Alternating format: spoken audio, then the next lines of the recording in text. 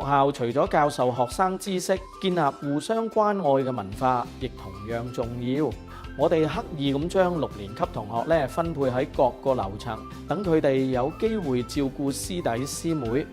關愛照顧嘅措施咧，亦都包含家長。學校成立咗家長義工隊，舉辦舊校服回收計劃，為經濟有困難嘅家庭提供援助。同學亦都組成咗少 Clean 特工隊，以清潔大使嘅身份咧，向全校同學宣揚自己學校自己清潔嘅理念，幫輕工友嘅工作，亦都俾學生嘅同理心咧，能夠得到付諸實行。見到佢哋照顧呢一個師弟師妹咧，都有板有眼，互相關心，我都覺得好感動，亦都形成咗一個氛圍，唔係只係高年級先至會幫低年級，同學都會互相幫助身邊有需要嘅人。